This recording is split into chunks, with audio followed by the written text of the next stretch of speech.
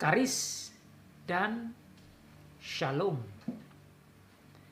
Pembacaan firman Tuhan terambil dari kitab Wahyu. Wahyu pasal 8 ayat pertama sampai ayat ke-13. The reading of the Word of God is taken from Revelation chapter 8, verse 1 to 13. Wahyu pasal 8 ayat 1 sampai 13. Demikianlah bunyi firman Tuhan. Dan ketika anak domba itu membuka meterai yang ketujuh, maka sunyi senyaplah di surga. Kira-kira setengah jam lamanya.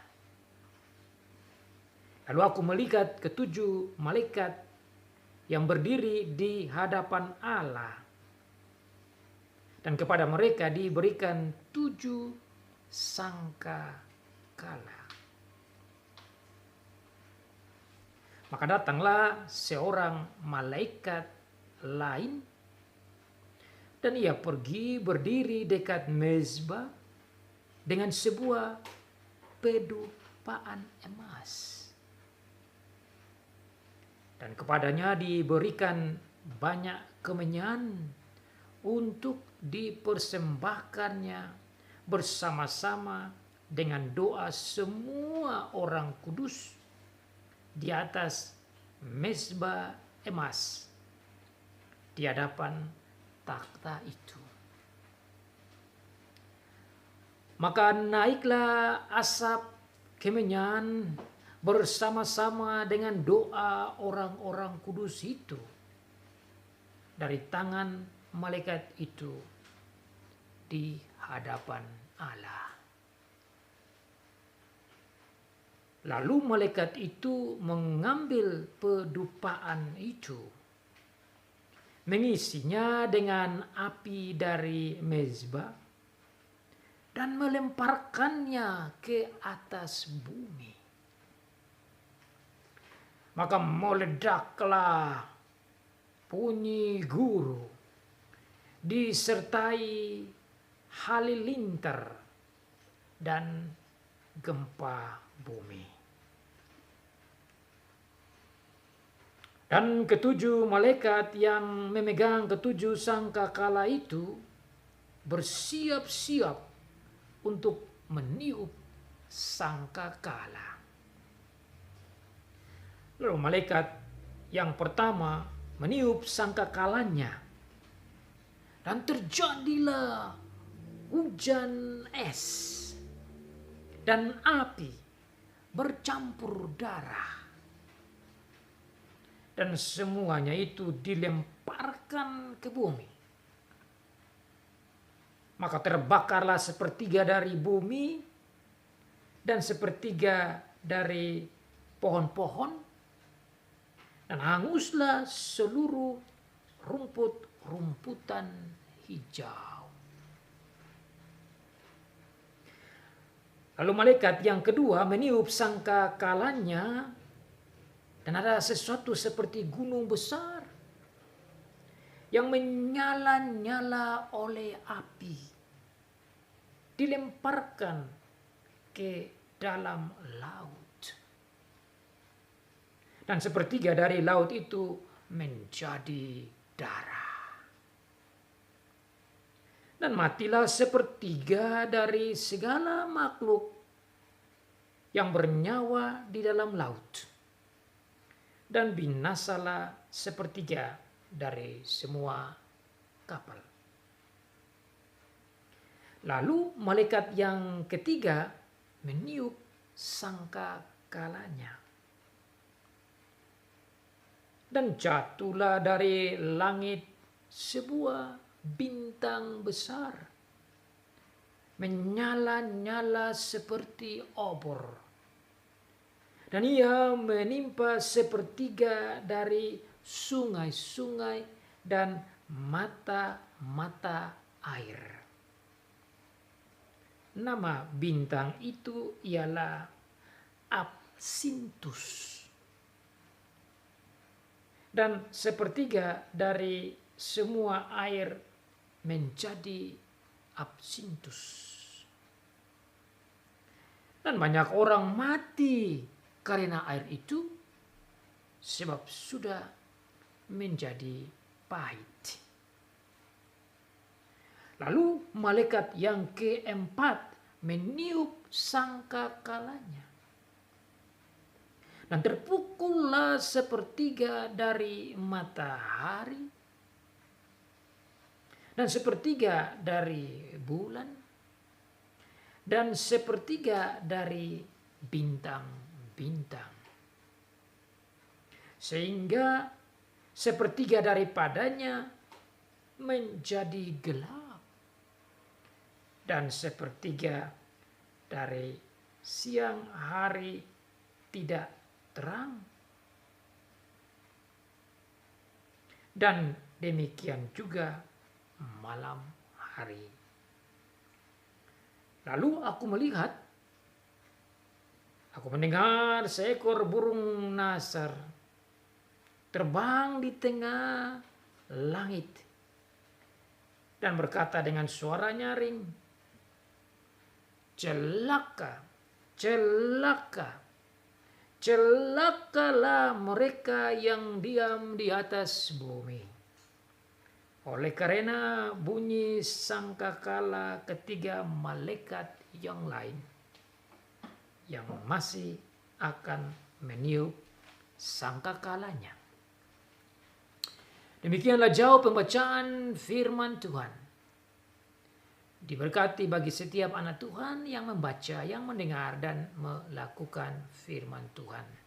So far the reading of the Word of God. Blessed are he who reads and hear and obey the Word of God. Amen. Meterai ketujuh. Artinya, tujuannya, dan hiburannya. Meterai ketujuh. Apa artinya, apa tujuannya, dan apa hiburannya.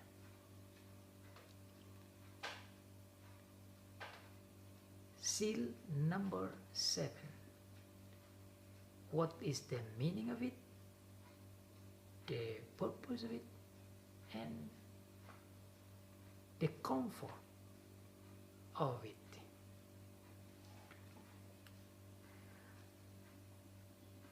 Dalam 2 minggu yang lalu kita belajar tentang keenam meterai yang dibuka oleh Tuhan Yesus. Pasal 8 berbicara khusus tentang meterai yang ketujuh. Di dalam pasal 6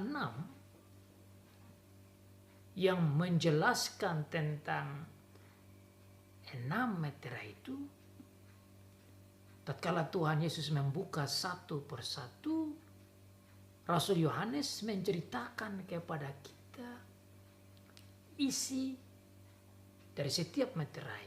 Meterai yang pertama kita melihat tentang kuda putih yang saya artikan, pahami itu sebagai perang rohani yang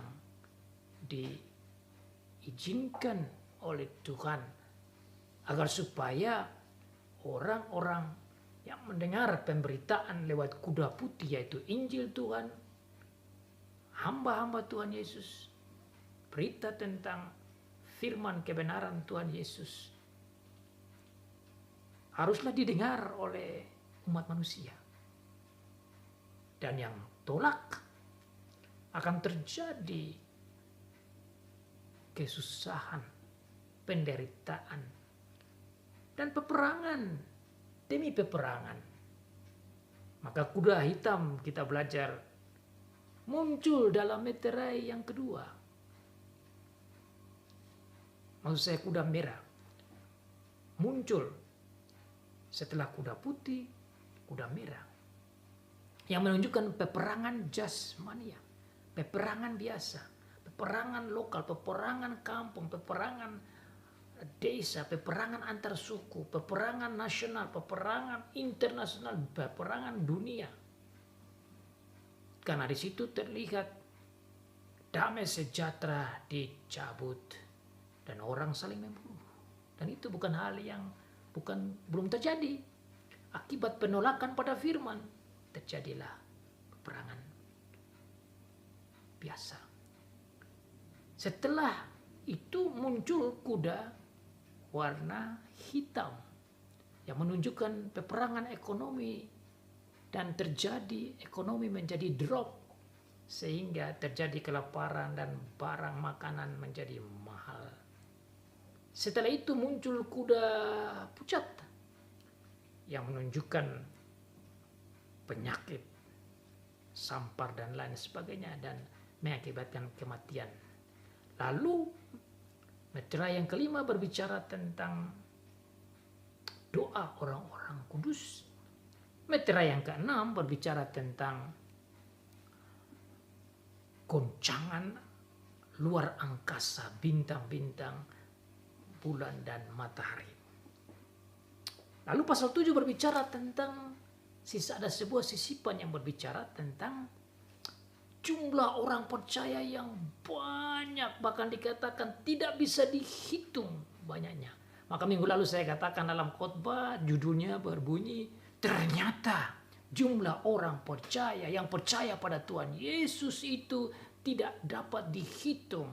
After the explanation about the six seals, then there is a story about the uncount numbers of the believers that no one could count. A great multitude of believers that focus their worship together with the angels, all the heavenly people, worship, glorifying, praising God in heaven, that we are to do the same. Now we come to chapter 8. It talks specifically about seal number 7. The seal number 7, it's so big and long, so it needs not only chapter 8, but even goes to chapter 9 up to chapter 11 and chapter 12, etc. Because in those chapters you will see also in the trumpet number 7 you got another rod of God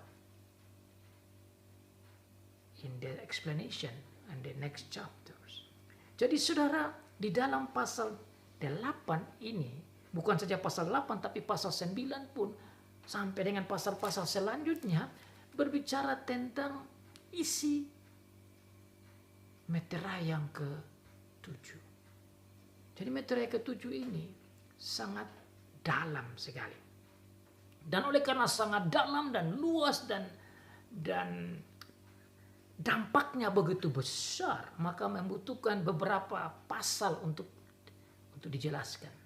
Oleh karena itu saudara, di dalam ayat pertama saya melihat satu hal yang beda sekali dengan apa yang terjadi di dalam pasal 6 tatkala berbicara tentang 6 meterai yang dibuka oleh Tuhan Yesus. Katanya, dan ketika anak domba, tentu Tuhan Yesus yang adalah anak Allah juru selamat kita, membuka meterai yang ke-7, maka sunyi senyaplah di surga kira-kira setengah jam lamanya. Wow. Kalau saya banding, saudara bisa lihat di pasal 6 tatkala meterai 6 dibuka, dikatakan begini. Maka aku melihat anak domba, yaitu Tuhan Yesus juru selamat kita, anak Allah, Mesias, membuka yang pertama dari ke-7 meterai itu, dan aku mendengar pertama dari keempat makhluk itu berkata dengan suara bagaikan bunyi guru, mari. Meterai yang pertama dibuka, hanya terjadi suara yang nyaring dari malaikat yang berkata dengan suara besar. Malaikat sang jenderal dari malaikat, karena ini dikatakan makhluk pimpinan malaikat, suaranya besar seperti guntur. Itu dalam pembukaan meterai yang pertama. Tetapi waktu masuk di meterai ke-7, karena begitu dahsyatnya, dikatakan di sana waktu Tuhan Yesus membuka meterai yang ke-7, terjadi sunyi senyap. Saya pikir ini satu hal yang luar biasa. When he opened the seventh seal, there was silence in heaven for about half an hour. There was silence in heaven. Ini belum pernah terjadi sebelum-sebelum. Baik materi pertama, kedua, ketiga, keempat, kelima, keenam. Tatkala Tuhan Yesus membuka ini kunci meterai satu persatu, tetapi tidak terjadi silent. Justru yang pertama terjadi suara memanggil, mari, mari. Yang ke-7 ada sunyi senyap. Padahal saudara tahu, dikatakan sebelum-sebelumnya itu, dikatakan siang dan malam, para malaikat, para tua-tua, itu orang-orang percaya yang dari perjanjian lama dan perjanjian baru bersama dengan makhluk, para pimpinan-pimpinan malaikat itu semuanya memuji, memuliakan Tuhan siang dan malam, melayani Tuhan siang dan malam. Everyone, every angel, believers, all the heavenly citizens were busy praying, worshiping, and serving and glorifying God night and day. But when it comes to chapter 8, when our Lord Jesus Christ opened the seal number 7, it was silent. And silent for half an hour.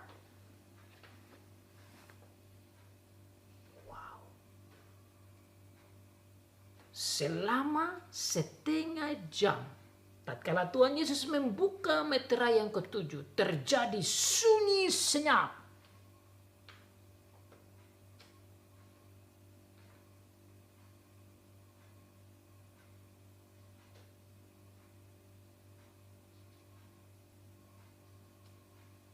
Setengah jam lamanya. Saudara, saya mau menggali ayat ini karena ini satu hal yang spesial sekali yang Tuhan bukakan lewat Rasul Yohanes. Kenapa harus senyap? Why? Menurut saya ini menunjukkan sebuah event, action yang sangat extraordinary, yang sangat luar biasa sekali. Dan oleh karena ini sangat luar biasa, maka betul juga setelah itu khusus bicara tentang meterai ke-7 membutuhkan begini banyak pasal. Pasal demi pasal dibicarakan tentang meterai ke-7. Nah, saya sebelum menggali lebih banyak itu, saya mau menyampaikan bahwa saya mendengar ada orang yang katakan kitab Wahyu ini hanya mimpi saja, mimpi belaka seorang Rasul Yohanes. Masa orang bermimpi bisa dengan terperinci dan nyambung dan begini panjang ini?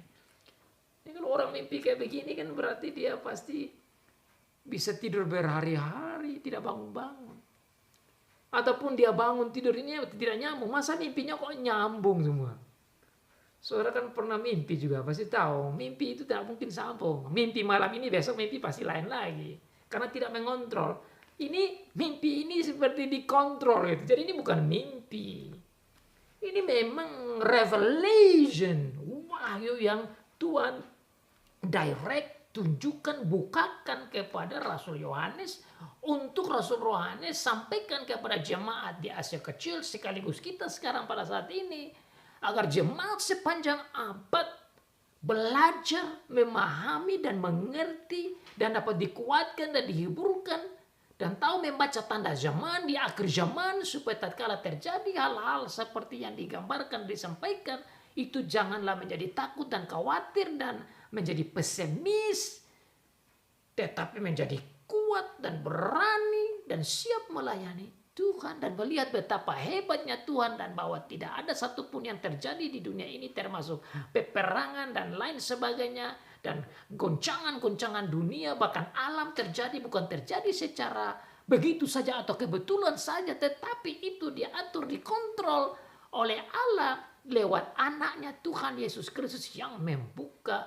meterai ini. Dan bagian yang ketujuh ini sangat dahsyat. So super amazing, extraordinary event where our Lord Jesus Christ opened the seal number 7 here. And so it was silent for half an hour, setengah jam, sunyi senyap. Kenapa sunyi senyap? Karena ini menunjukkan betapa dahsyatnya, betapa powerfulnya, betapa luar biasanya peristiwa demi peristiwa yang akan terjadi tatkala meterai ini dibuka. Dan kita akan belajar ini minggu ini, selanjutnya minggu depan, dan seterusnya, tentang isi meterai yang ketujuh, yang di dalamnya terdapat 7 sangkakala. Inside there you have the 7 trumpets with its meaning and revelation that gives by our Lord Jesus Christ as the ruler of the history of the action, activities in the world as well as in heaven. Dengan menyatakan sunyi senyap, itu juga menunjukkan betapa Tuhan Yesus ini dihargai dan dihormati. Dengan sunyi senyap ini menunjukkan betapa dia punya power dan punya kuasa. Hanya buka meterai ke-7 saja terjadi sunyi senyap. Sekaligus tatkala menunjukkan sunyi senyap ini menunjukkan betapa pentingnya, betapa signifikannya meterai ke-7 ini. Dan oleh karena itu saudara dan saya perlu pay attention. You and me should pay attention because of this extraordinary significant of this seal number 7. Lalu aku melihat ke-7 malaikat yang berdiri di hadapan Allah, dan kepada mereka diberikan 7 sangkakala. There are 7 angels, and these 7 angels are given 7 trumpets that they're going to blow it up with its meaning. Mereka akan meniupnya, dan kita akan belajar satu persatu. Dan datang juga kalau mereka meniup, juga terjadi peristiwa demi peristiwa yang perlu kita pahami. We need to understand that. Maka datanglah seorang malaikat lain, dan ia pergi berdiri dekat mezbah dengan sebuah pedupaan emas. Dan kepadanya diberikan banyak kemenyan untuk dipersembahkan bersama-sama dengan doa semua orang kudus di atas mezbah emas di hadapan takhta itu. Maka naiklah asap kemenyan bersama-sama dengan doa orang-orang kudus itu dari tangan malaikat itu ke hadapan Allah. Lalu malaikat itu mengambil pedupaan itu, mengisinya dengan api dari mezbah dan melemparkannya ke bumi, maka meledaklah bunyi guru disertai halilintar dan gempa bumi. Saya membaca ayat 3, 4 dan ayat ke-5 ini karena dia punya makna bersama. I read these verses together because 3 verses here have the same meaning, connection and context about the relationship of the prayers of the believers and the action of justification of God towards the evil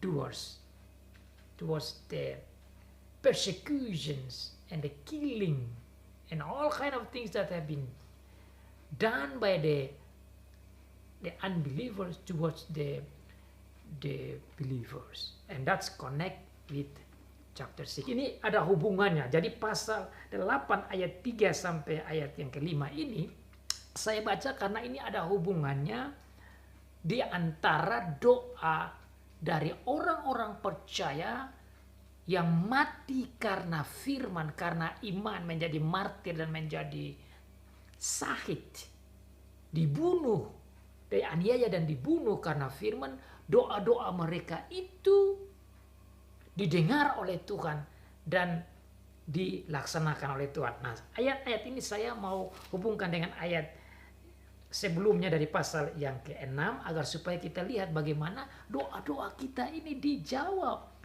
Ada saatnya Tuhan jawab, ada kala Tuhan seperti menunda doa kita, tetapi Tuhan punya cara. Mari kita lihat bagaimana cara Tuhan menjawab doa orang percaya.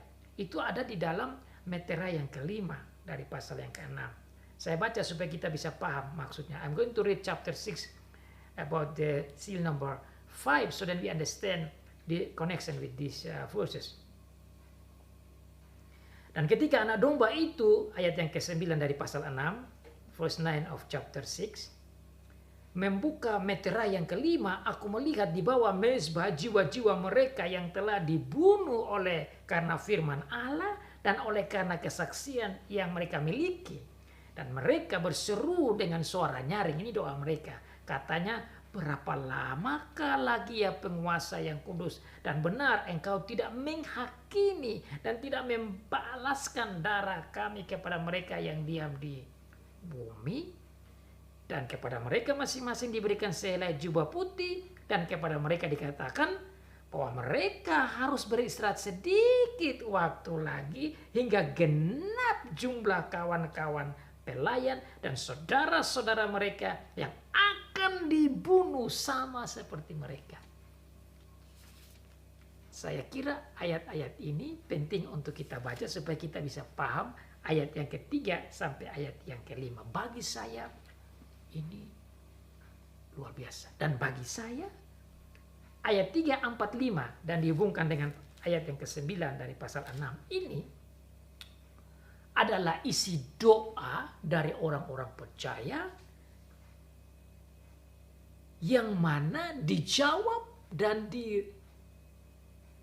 direalisasikan oleh Tuhan di dalam ayat yang selanjutnya.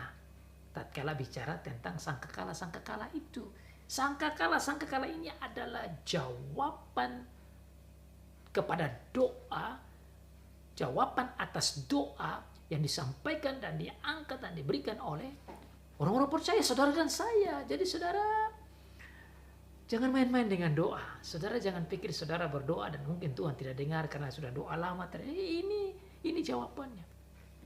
Tatkala doa orang kudus itu diangkat, dikatakan di sana malaikat datang dan pegang dengan dupa, dan selalu dupa itu dan kemenyan itu ada hubungannya dengan doa. Kalau saudara pelajari itu di perjanjian lama juga begitu. Dan orang Yahudi paham betul. Dan saudara juga harus paham bahwa tatkala berbicara tentang pedupaan, bicara tentang kemenyan, itu ada hubungannya dengan doa, permohonan. Nah disinilah permohonan dan doa orang percaya itu disampaikan dan luar biasa. Dikatakan Maka naiklah asap kemenyan bersama dengan doa orang-orang kudus itu dari tangan malaikat itu di hadapan Allah. Lalu malaikat itu mengambil pedupaan itu, setelah itu dinaikkan ke Allah dan Tuhan Allah terima. Maka malaikat itu mengambil pedupaan itu, dalam arti juga hubungan dengan permohonan itu, diisi dengan api. Api dari mesbah diisi ke dalam pedupaan itu, baru dilempar ke bumi. Ini bahasa kiasan yang menunjukkan justifikasi. Keadilan dari Allah diwujudkan. So now you see when the angels throw down this thing. I see in English for a second, chapter 8 verse 5.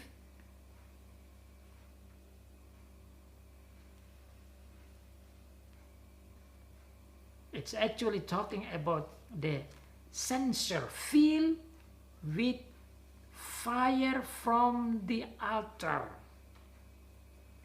The censer. In Indonesia it says pedupaan. Jadi pedupaan itu diambil dan dilempar ke bumi. Dan apa yang terjadi dalam ayat yang kelima, dikatakan waktu malaikat itu melemparkannya atau melemparkan pedupaan itu ke bumi, maka meledak.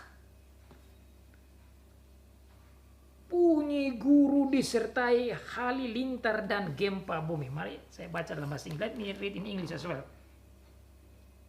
And there came peals of thunder, rumblings, flashes of lightning, and an earthquake. Waktu dilempar terjadi gempa bumi, terjadi kilat, terjadi guntur.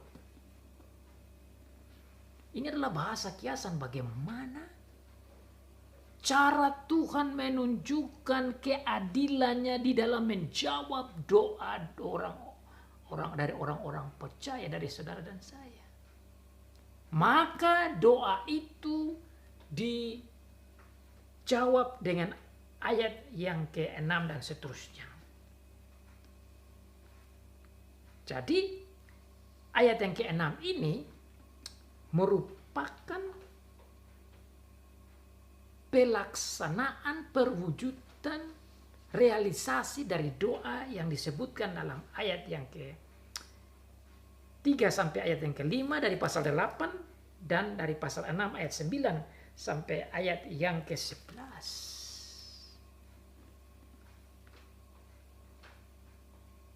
Saya pikir ini penting supaya saudara dan saya bisa merasa terhibur bahwa tujuan dari ayat-ayat ini kita belajar tentang bagaimana doa-doa kita itu dijawab oleh Tuhan. You and me can learn that our prayers are listened, heard by God. When will He answer? That is His time. And you already hear and read that before. Kapan Dia menjawab? Itu waktu Tuhan. Dan sekarang ayat 6 akan menjelaskan bagaimana jawaban doa. Tetapi yang paling penting bahwa apa yang kita doakan, Tuhan mendengar, mencatat, dan mengaplikasikan, menjawab, dan akan membuat. Tuhan tidak tuli, Tuhan tidak abaikan, Tuhan tidak menyepelekan doa saudara dan saya. Dan ini lihat buktinya. Dan ketujuh malaikat yang memegang ketujuh sangkakala itu bersiap-siap untuk meniup sangkakala. Nah, ayat 6 dan seterusnya ini harus kita paham dari ayat-ayat sebelum, karena ini merupakan realisasi dari doa. Atas permohonan orang percaya, Tuhan melaksanakan justifikasinya atau keadilannya dan melaksanakan penghukuman bagi orang-orang yang telah berbuat salah atau yang jahat. Maka ketujuh malaikat itu memegang 7 sangkakala dan bersiap-siap untuk meniup. Saudara, luar biasa dikatakan bersiap-siap, berarti they are ready to blow the trumpet. Why this is important?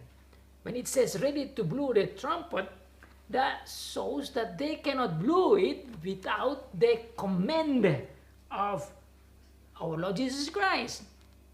Verse 6. Then the 7 angels who had the 7 trumpets prepared to sound them.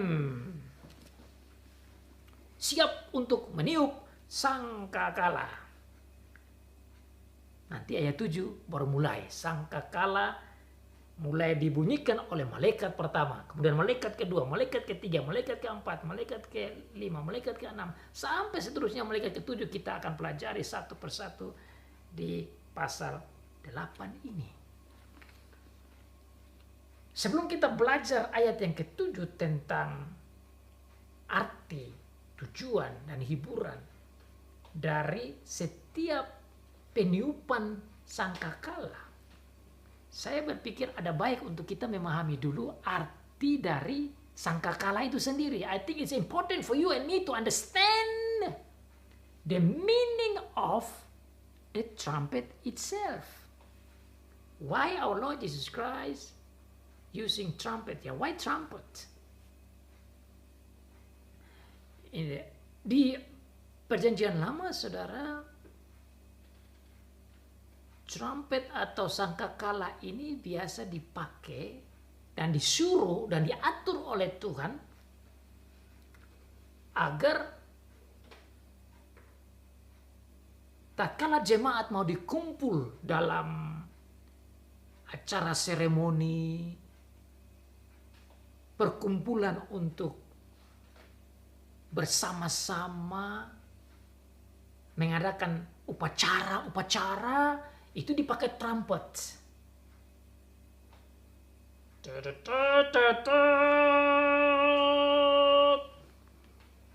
Seperti begitu kira-kira. Seperti begitu. Contoh. Dan tatkala trumpet itu ditiup, itu bunyinya menggaung dan orang sudah mengerti. Ini artinya dipanggil untuk berkumpul. Ini artinya perhatikan. So that means you pay attention. This very important thing is coming. Ada hal yang sangat penting yang harus diperhatikan tatkala trumpet dibunyikan. Hal yang penting salah satunya tadi saya bilang upacara. When they do any ceremonial important big, the trumpet is being blown. And people understand. Let's go together. Next. If trumpet is being blew up and make the sound of trumpet, there is also meaning of coming together to worship. So when they worship, they call to worship, to glorify God, they use the trumpet. There's also another event that they use for trumpet, and you know maybe and me might know, that is for war. Jadi sangkakala itu kalau dibunyikan itu untuk upacara, untuk pujian, untuk buat acara yang besar yang perlu ada perhatian, atau trumpet itu ditiup tatkala mau adakan penyembahan atau ibadah bersama, atau dipakai untuk persiapan perang. Jadi kalau sudah dia bunyinya itu ada pasti diatur bahwa untuk perangnya bunyi begini, untuk worship begini, pasti sudah diatur sehingga orang sudah ngerti. They understand the meaning of each sounds of trumpet. And that's why I say about those 3 things that I found out. Jadi ada 3 poin penting. Nah, kenapa saya sebut ini? Kesimpulannya bahwa setiap kali ada bunyi trumpet itu berarti ada sesuatu yang sangat penting. Orang tidak meniupkan trumpet, tidak disuruh untuk tiup trumpet atau sangkakala itu hanya begitu saja, tetapi ada maksud besar. Oleh karena itu, di sini dikatakan bahwa mereka 7 malaikat itu berdiri di sana dan Tuhan memberikan kepada mereka 7 sangkakala yang harus ditiup, dan tatkala ditiup harus ada perhatian karena hal besar terjadi. Dan berarti kalau bukan seremoni, kalau bukan worship, perang. Dan saya lihat di dalam ayat selanjutnya berbicara tentang isi tiupan sangkakala persangkakala, sepertinya terjadi perang dari angkasa. Mari kita melihat peristiwa yang terjadi. Lalu malaikat yang pertama meniup sangkakala. Dan kalau dia meniup sangkakala itu, ayat 7 katakan terjadilah hujan es dan api bercampur darah. Hujan es dan api bercampur darah. Dan semuanya ini dilemparkan ke bumi. Maka terbakarlah sepertiga dari bumi dan sepertiga dari pohon-pohon, dan hanguslah seluruh rumput-rumputan hijau.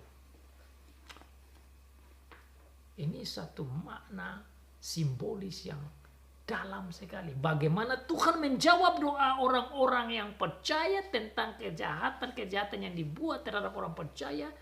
Tuhan turunkan justifikasinya lewat gambaran trompet ini tentang dahsyatnya hukuman Tuhan. Dan terjadi penghancuran terhadap dunia agriculture, dunia pertanian. Rumput-rumputan hijau hangus. Pohon-pohon terbakar. Ini adalah bahasa yang menunjukkan penghancuran terhadap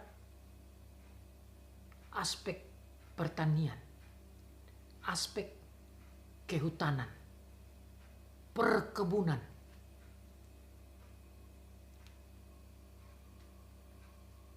Malaikat yang pertama dengan trompet atau sangkakala yang pertama datang menghancurkan aspek-aspek ini. Nah, kalau terjadi penghancuran, penghangusan, maka kehidupan manusia yang ada juga terancam kehidupannya. Terus pertanyaannya, why? Kenapa? Maunya Tuhan begini supaya orang-orang yang ada, yang melihat ini, bertobat dari kesalahannya agar diselamatkan. Tetapi saudara baca terus nanti, ada juga yang tetap tidak mau bertobat. Maka penghukuman datang lagi dan datang lagi.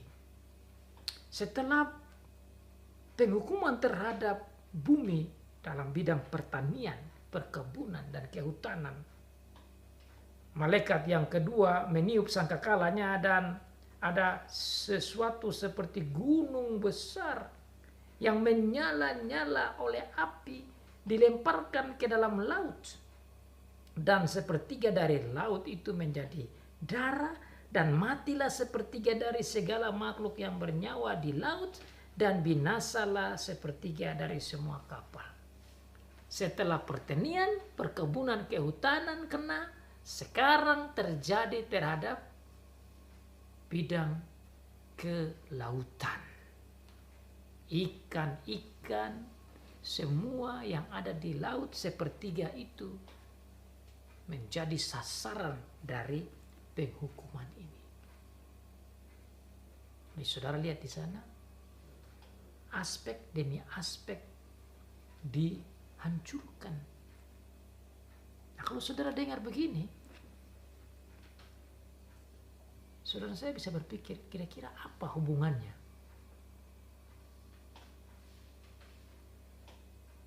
Saya melihat ini hubungannya dengan kitab Kejadian. I see this with the creation in Genesis. In Genesis, God created the heaven and earth. And it happened.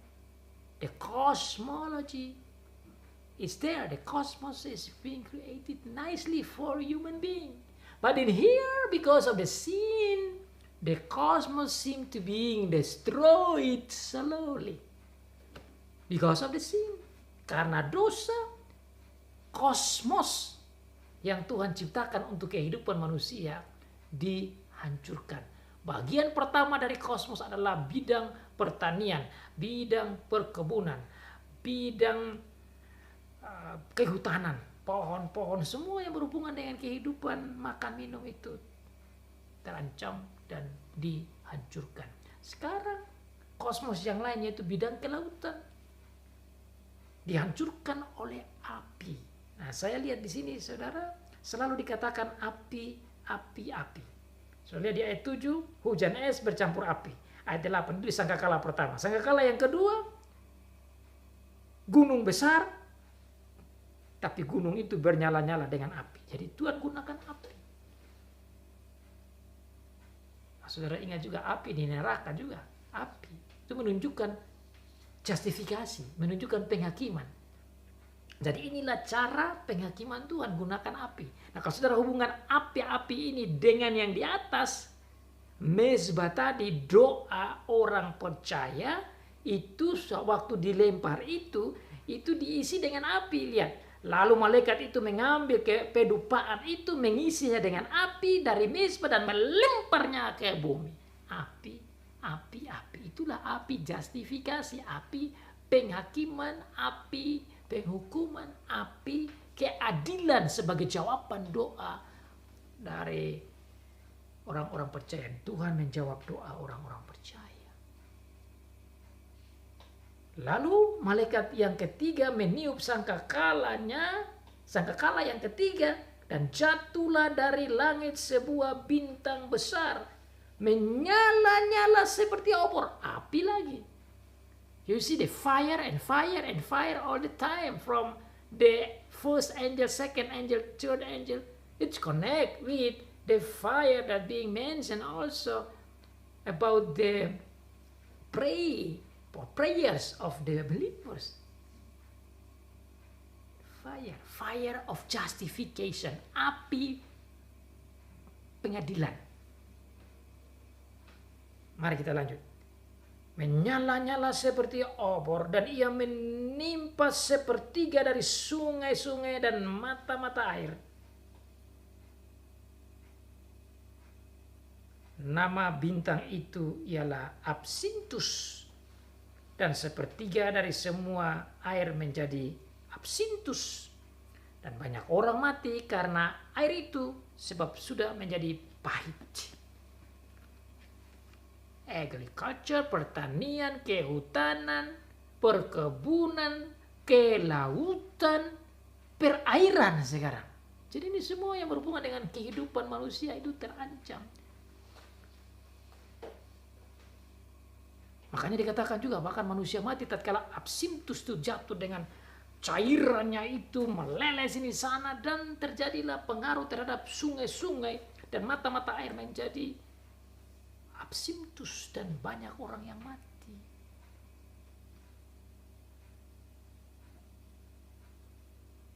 Saudara dan saya lihat di sini. Jadi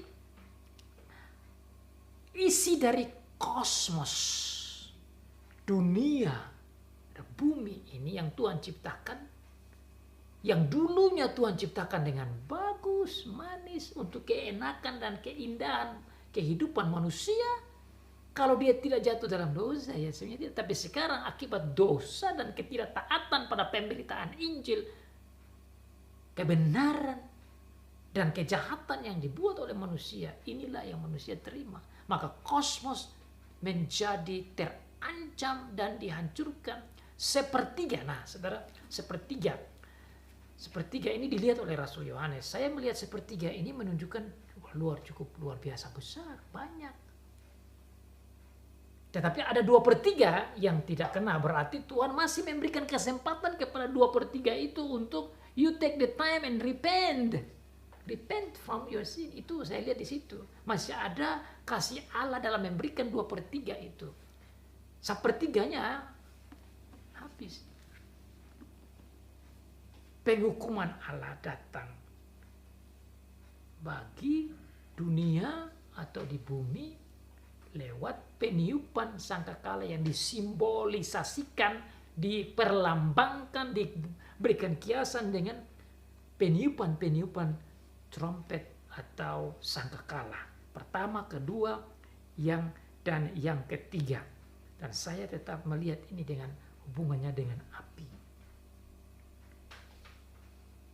Lalu malaikat yang keempat meniup sangkakalanya dan terpukullah 1/3 dari matahari, 1/3 dari bulan, 1/3 dari bintang, sehingga 1/3 daripadanya menjadi gelap dan 1/3 dari siang hari tidak terang, dan dengan demikian juga malam hari. Kosmos terancam, bumi terancam, bidang-bidang kehidupan terancam di bumi, tetapi bukan saja bumi, ternyata di atas angkasa pun terancam. Matahari tentu ada hubungannya juga dengan panas dan api, terancam di sana. Nah saudara, kalau matahari itu terganggu, kehidupan juga terganggu. Bulan terganggu, kehidupan kita juga terganggu.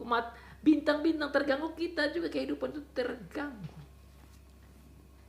Jadi saudara lihat di sini, di dalam pasal 8 ini bicara tentang 4 malaikat dengan 4 sangkakala. Berbicara tentang penghancuran pada 1/3 bagian dari kosmos. Ciptaan Allah yang Tuhan Allah ciptakan sebenarnya bagus untuk kehidupan manusia, sekarang dihancurkan karena kesalahan manusia dan kejahatannya, dan sekaligus merupakan jawaban doa terhadap orang-orang yang menjadi korban dari kejahatan itu, di mana Tuhan menunjukkan keadilannya. So God shows his justification by destroying some parts of the cosmos that's for human beings' life. And the point is that the people should see this and repent. Tujuannya adalah supaya mereka itu bertobat dan menerima dan mengakui Tuhan sebagai Allah pencipta dan penyelamat. Itu tujuannya. Nah, saya melihat ini saudara dihubungkan dengan apa yang terjadi di kitab Keluaran, yang menurut saya ada kemiripannya. Saudara buka dalam kitab Keluaran pasal yang ke-7, pasal 8, pasal 9, pasal 10, pasal 11, saudara akan temukan kemiripan dengan apa yang dikatakan di dalam pasal 8 kitab Wahyu. Mari saudara kita bersama-sama melihat kemiripan-kemiripan. Let's see the similarities between the plagues in Exodus chapter 7, 8, 9, 10, 11 with the trumpets in the 4 trumpets here. If you go with me carefully, I will show you the comparison. Kalau saudara lihat dengan saya bersama, saya akan menunjukkan perbandingan di antara malapetaka dari kitab Wahyu pasal 8 dengan tulah yang terjadi di Keluaran. Kalau saudara lihat dalam sangkakala pertama, terjadi pohon-pohon menjadi hangus dan rumput-rumput pun menjadi hangus, terbakar. Itu saudara bisa banding dengan Keluaran pasal ke-9 ayat 13 sampai ayat 34. Di dalam pasal Keluaran pasal 9 itu berhubungan dengan bagaimana kedatangnya jatuhnya hujan es yang mana menghancurkan akan daerah tanah lahan-lahan yang ada di Mesir. Itu yang saya lihat poin pertama. Nah, poin kedua, tatkala saudara lihat sangkakala kedua dan sangkakala ketiga, saudara lihat ada air laut menjadi darah. Sangka ketiga juga berbicara tentang bintang yang besar itu dan sungai-sungai dan mata-mata air itu terancam. Itu mirip dengan tulah yang pertama tentang air menjadi darah. You see the first plagues? The water, the rivers changing into blood in Egypt. That you can see in Exodus chapter 7 verse 20 to 25. Similarity. Agak sama ke situ. Kemudian sangkakala yang keempat berbicara tentang matahari, bulan dan bintang menjadi gelap. Itu ada hubungannya dengan tulah nomor 9, yaitu dalam Keluaran pasal 10 ayat 21 sampai 29. If you see in Exodus chapter 10, you will find out about the similarities between plagues number 9 and trumpet number 4 in connection with the darkness. Darkness. Similar. And then if you continue in next chapter, chapter 9, etc., you will find out also the trumpet number 5 and number 6. You can see also it's similar with plagues number 8 and number 10. So, why I say it here, I just want to see how God shows the justification so that the Egyptian can pray, can believe, can repent, and acknowledge the power of God. Sama seperti orang Mesir harus mengakui akan kuasa dan kehebatan Allah waktu di perjanjian lama dengan menunjukkan tulah-tulah itu. Maka sekarang dengan mendengar akan sangkakala ini, saudara dan saya juga belajar untuk bagaimana mengintrospeksi diri kita.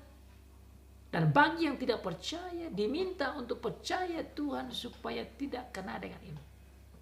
Nah, untuk itu saya mau hubungkan dengan bagaimana kita, kan ini bulan Desember. Bulan kita dalam tradisi merayakan, mengingat akan kelahiran Tuhan Yesus. Bagaimana kita mempersiapkan diri dalam merayakan Natal? Natal itu kan kapan saja kita bisa rayakan, kan di Alkitab juga tidak sebut tanggal berapa. Tetapi yang paling utama itu bukan tanggalnya, tetapi the presence of our Lord Jesus Christ came. God became flesh. Tuhan Allah yang adalah Allah datang lewat anaknya menjadi manusia. Anak tunggal Allah menjadi manusia. Lahir. Kapan lahirnya itu perdebatan, itu bukan penting. Karena Alkitab juga tidak catat. Yang paling utama bahwa dia datang. Dan itu diakui dan orang tahu dia datang. Di mana-mana semua orang, segala macam agama akui bahwa dia ada itu. Dan dia ada ini yang paling kita harus rayakan keadaannya, kehadirannya. Tetapi bagi saya selain kita merayakan kehadiran dan kelahirannya itu yang sudah terjadi, tetapi yang kedua selain merayakan itu di dalam merayakan Natal, kita harus merayakan dengan menyambut kedatangannya yang kedua. So your point and your calling in order to celebrate the Christmas is not only to remember his birthday, his birth, but the most important is besides remember his birthday or his coming. At that first time, we have to prepare ourselves to his second coming. Jadi, saudara, apa maksud kita belajar kitab Wahyu? Dan apa hubungannya dengan Natal? Saya berpikir hubungannya sangat dalam. Injil berbicara tentang kelahiran Tuhan. Yang pertama,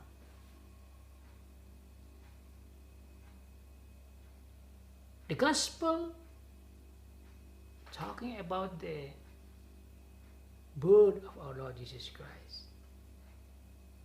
But when you study about the revelation, then you not only sing about the coming of our Lord Jesus Christ on the first time, but more than that, about the second coming of our Lord Jesus Christ.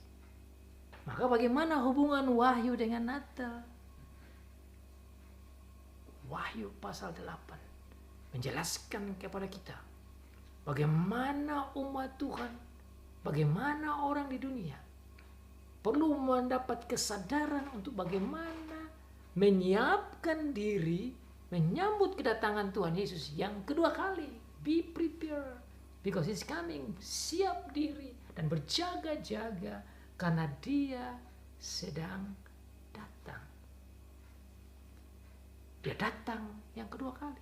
Jadi saudara, di dalam merayakan Natal jangan saja kita melihat kelahirannya, kedatangannya yang pertama, tapi sekaligus menyiapkan diri untuk kedatangannya yang kedua. Dan inilah maksud kita belajar kitab Wahyu.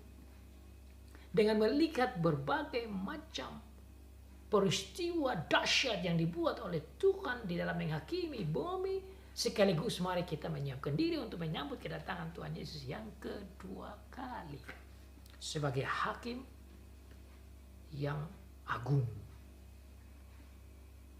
Jadi saudara, kesimpulannya pasal 8. Tatkala kita belajar tentang meterai yang ke-7, menjelaskan tentang dahsyatnya meterai terakhir ini, tentang luar biasanya meterai yang terakhir ini, tentang betapa Tuhan menjawab doa orang-orang yang percaya, tentang bagaimana justifikasi Tuhan ditunjukkan. Tujuannya supaya kita lihat kasih Allah, kuasa Allah, keadilan Allah, kesetiaan Allah, kebaikan Allah. Itu. Setelah kita melihat artinya, kita melihat tujuannya. Dan kemudian kita bisa melihat hiburan bagi kita. Bahwa apa hiburannya? Bahwa kita mendapat kekuatan perhatian dari Tuhan. Bahwa Tuhan tidak meninggalkan orang yang percaya. Bahwa Tuhan menjawab doa-doa orang percaya. Bahwa Tuhan adalah adil dan benar. Dan bahwa orang yang percaya dalam Tuhan Yesus itu diselamatkan. Dan bahwa barang siapa yang berbuat jahat dan tidak mendengar akan Tuhan punya firman, dia akan dihukum. Karena Tuhan adalah Allah yang adil. Dan dalam ayat yang terakhir dikatakan celakalah mereka yang diam di bumi, karena masih ada lagi 3 sangkakala. Itu bahkan diungkapkan oleh burung Nasar yang terbang tinggi dan memberikan pengumuman. Ini bahasa simbolik lagi yang menyatakan pernyataan betapa penghukuman Allah itu belum habis.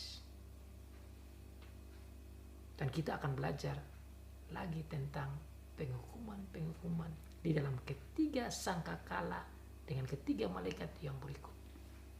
Apapun yang terjadi, saudara dan saya boleh ingat bahwa yang ini tidak terjadi secara kebetulan, tidak terjadi begitu saja, tetapi terjadi karena jawaban Tuhan atas doa.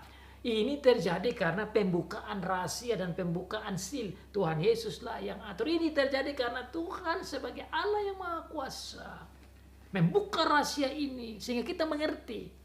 Sehingga di akhir tahun ini, bahkan merayakan Natal di bulan Desember ini, saudara dan saya di diajar, ditolong untuk melihat betapa berkuasanya Tuhan Yesus, betapa yang mengontrol, yang mengatur, yang memelihara, yang memimpin semua yang ada di bumi ini, dan apapun yang terjadi ada di bawah pimpinan, dan Dia datang. He's coming. Be prepared. Dia datang. Siapkanlah dirimu. Maranatha, Maranatha. Tuhanmu datanglah. Siapkanlah dirimu. Siapkanlah dirimu. Tuhanmu datang. Maranatha. Merry Christmas.